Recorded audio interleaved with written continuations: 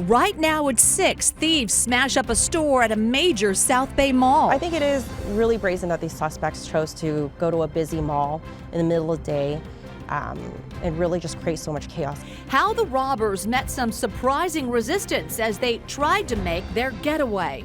Plus, right now, neighbors calling on Oakland leaders to crack down on illegal dumping.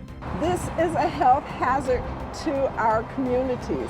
How the city plans to make progress on an issue that has plagued Oakland for decades. And the stars continue to drop, but the 49ers are still alive in the NFL playoffs. I was so skeptical and I thought maybe we're going to lose, but there we are. We'll meet some longtime members of the faithful, hoping the red and gold can ride their momentum to a Super Bowl in Santa Clara. And later, it's a really sad situation. A community institution in Campbell closing its doors for good.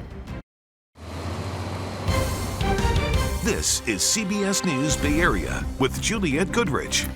Good evening. Thanks for joining us at 6. Another frightening incident sends shoppers scrambling in San Jose. A group of thieves smashed up display cases and robbed a Macy's at Valley Fair Mall yesterday. It comes less than 2 months after 3 people were shot in the middle of the mall.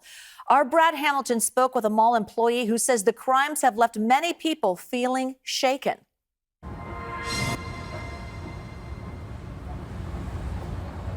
Isabella Roy is a store manager at San Jose's Valley Fair Mall.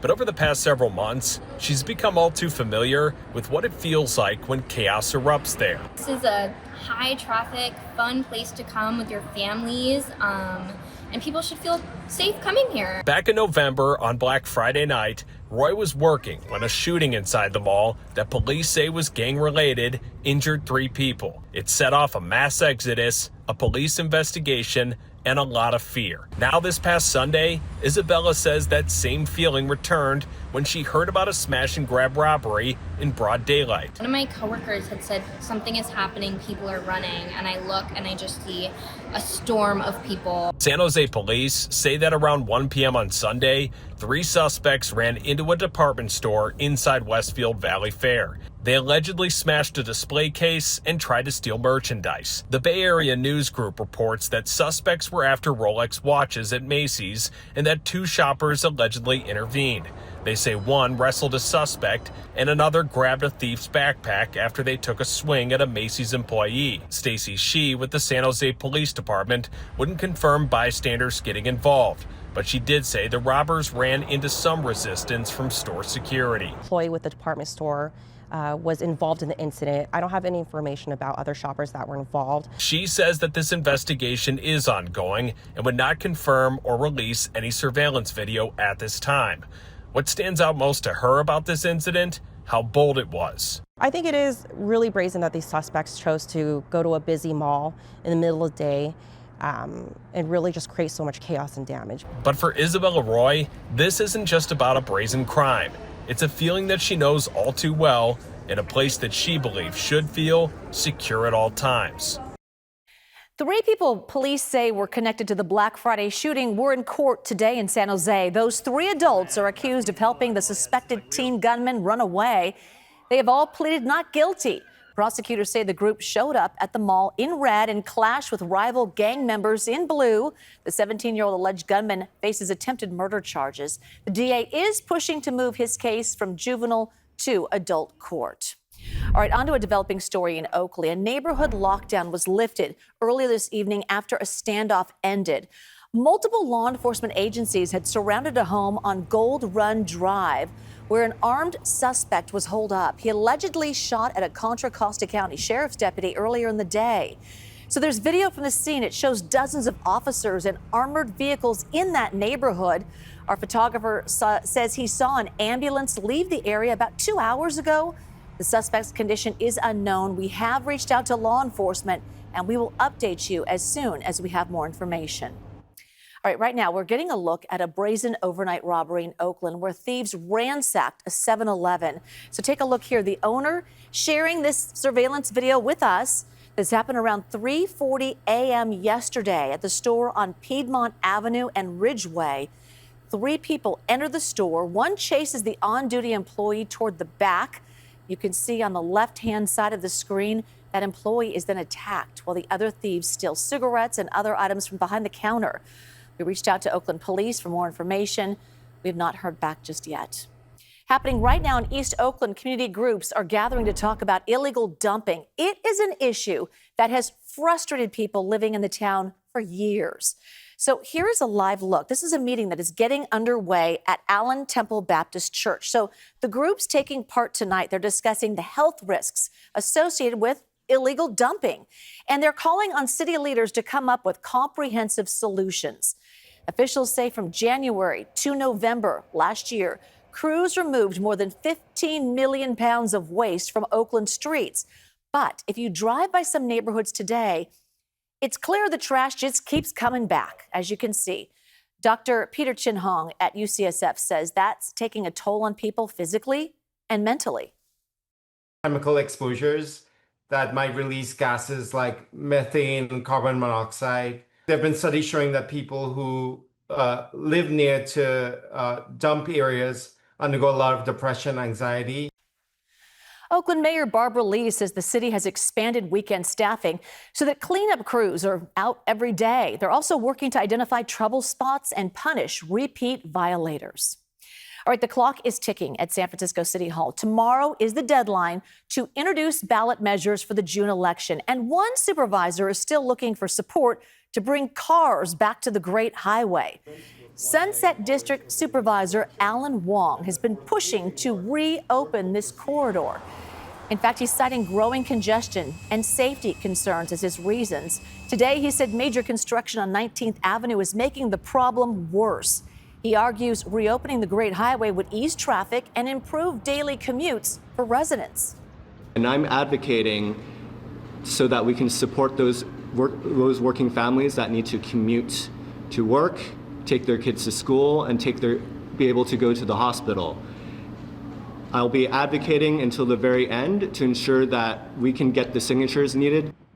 Wong will need at least 3 other supervisors to sign on before his proposal can go to the voters.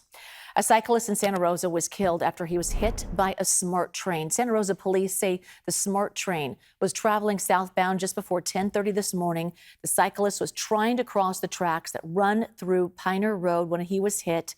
Officers say 5 passengers and 2 crew members were on board, but they were not hurt. SMART shut down train operations and directed riders to a bus bridge in between the Sonoma County Airport and Santa Rosa North stations.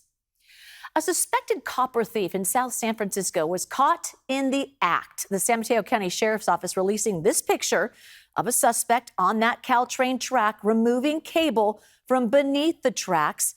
He's 24-year-old Diego Sanchez Palomares. He was arrested, and 50 feet of cable happened to be recovered. Officials say it's going to cost about $5 grand to fix that track. All right, still ahead, right here at 6, we're going to meet some red and gold diehards trying to keep the faith as the Niners make an injury-plagued run toward the Super Bowl in their own home stadium. I think it's destiny right now. I'm hoping it's their destiny. Plus, a major drug maker partnering with NVIDIA on a $1 billion Bay Area investment, how they hope to use AI to make medical breakthroughs. And then later, we'll hear from a crab fisherman finally able to sell his catch straight off the boat after months of delays.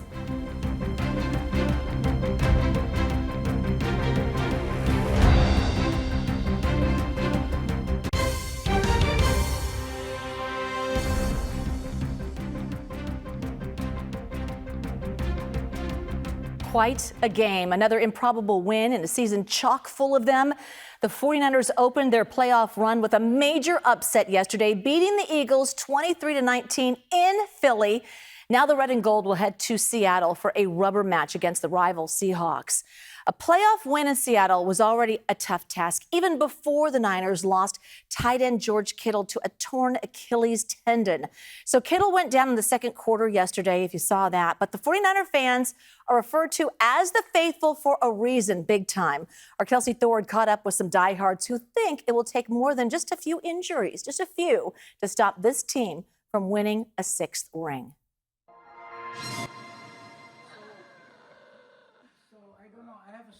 Like countless Niners fans, Malcolm Khachaturian and his buddy Rudy Giureggi were on the edge of their seats watching Sunday's wildcard game against the Philadelphia Eagles. It was back and forth, and till the very end, I was so skeptical, and I thought maybe we're going to lose. But there we are. Malcolm isn't just any Niners fan, he is a die-hard Niners fan. He's gone to almost every single home game over the past 40 years, and when the team is on the road, he invites all of his friends over to his place to watch the game in his self-described man cave. The more people that come over, the better I feel.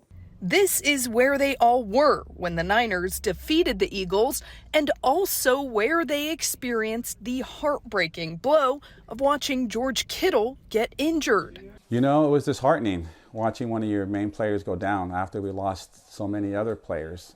And I said, oh my gosh, are we going to pull this out without this guy? Thankfully for the Niners faithful, the team was able to pull out the win.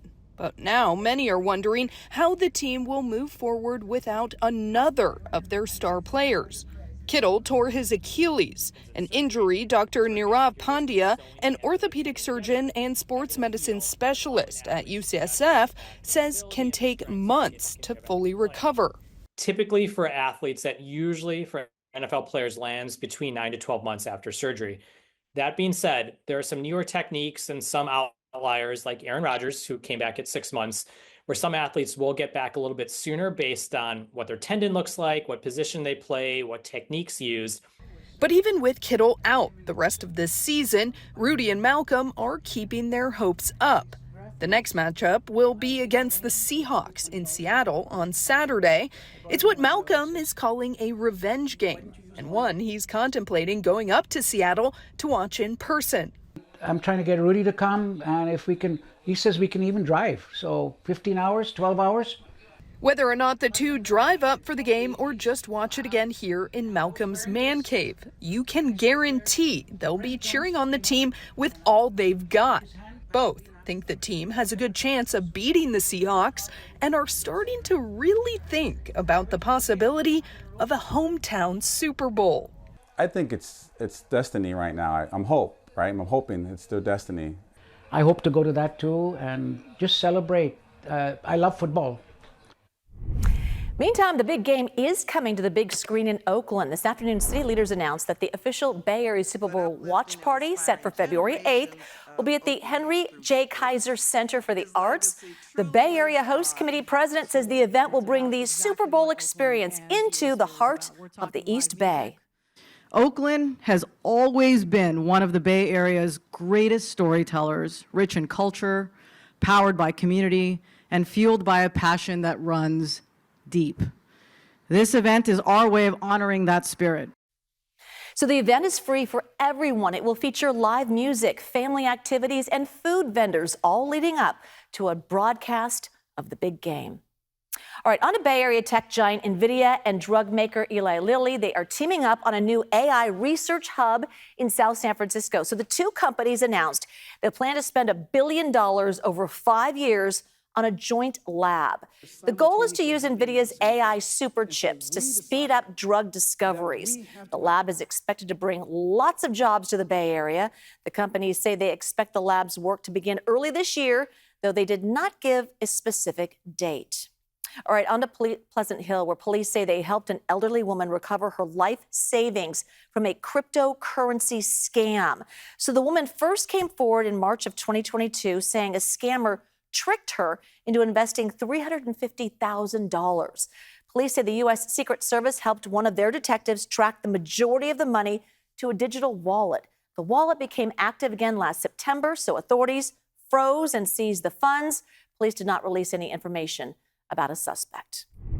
All right, Fremont's Animal Services Department trying to track the owner of 5 dogs who they found abandoned in various spots around the city. The city-run Tri-City Animal Shelter posted these photos, as you can see right there, of the pups. They recovered them last week. The shelter says another dog is still out there, and because the dogs look similar and were found in similar condition, they believe they all belong to the same person. They estimate the dogs are about 4 years old. They're asking anyone with information to reach out, find them, let us know. Temperatures today topped out a little bit above average across most of the Bay Area, mostly in the low to mid 60s, and even Concord with that foggy start managed to get up to almost 60 degrees, a couple degrees above normal. Very similar temperatures tomorrow, but I think we have some even warmer readings in store later this week. Details coming up in the First Alert forecast.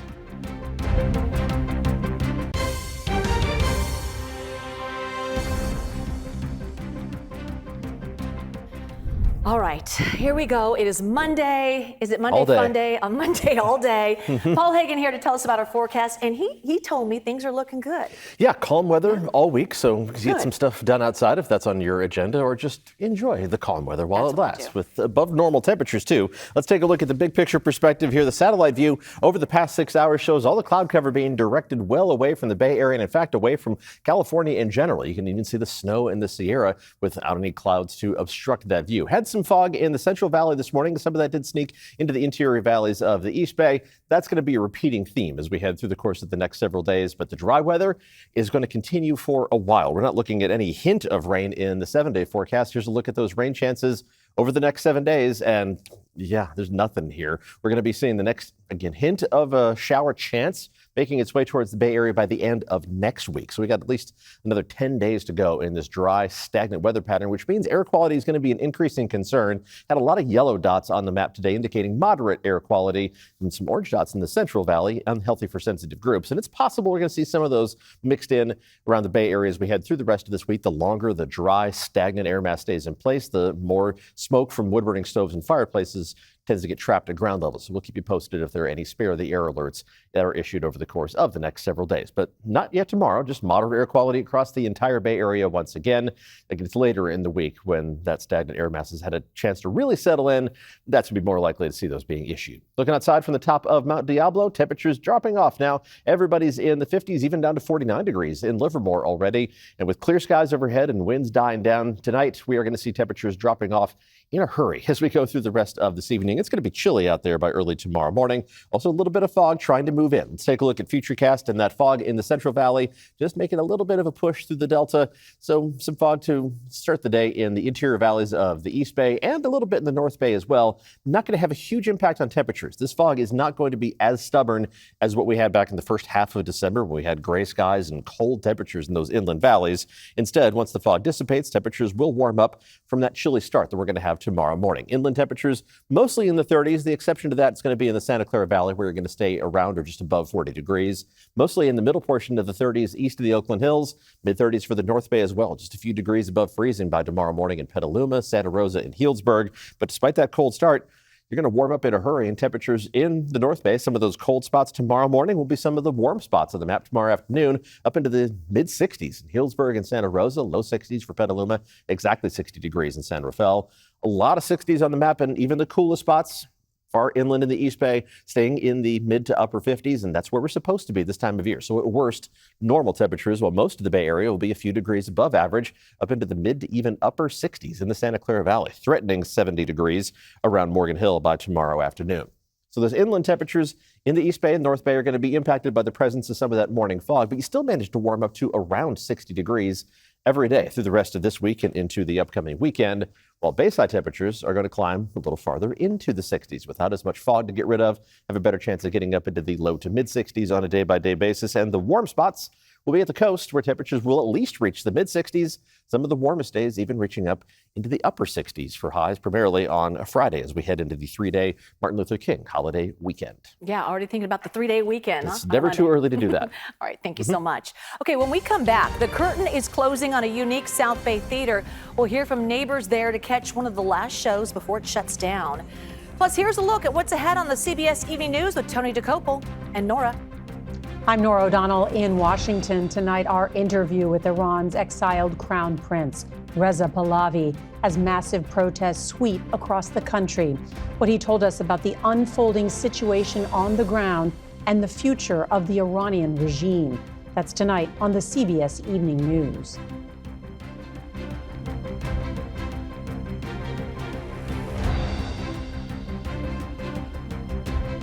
Now you can get your KPIX news, weather, and live stream all in one place on the CBS News app. Download it free today.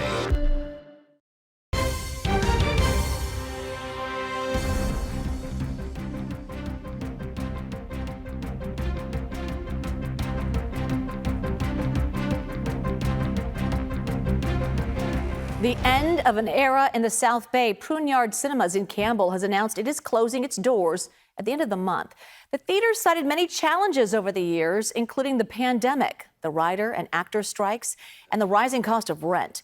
The Pruneyard opened in 2018, taking the place of an historic theater that had operated in the building. It also features a popular adjoining restaurant, the Cedar Room, so moviegoers can sit down for a meal before or after their show.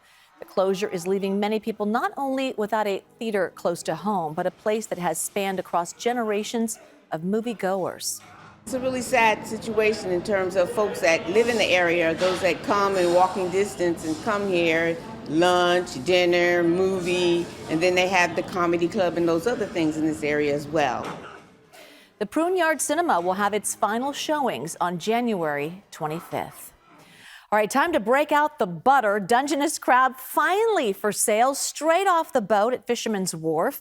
Fishermen say they are happy to be back at the docks despite repeated delays to the start of crab season. So first, it was the concerns over whale entanglements that pushed the start of the season until this month. Then it was an ongoing price dispute. It had crabbers holding out. Then one fisherman told us the local support isn't what it used to be. San Francisco's infrastructure right here, it doesn't have a fuel dock, doesn't have a pump out, doesn't have an ice machine, doesn't have a public hoist. All those things were in play 15, 20 years ago. They're gone. Like, what's happening?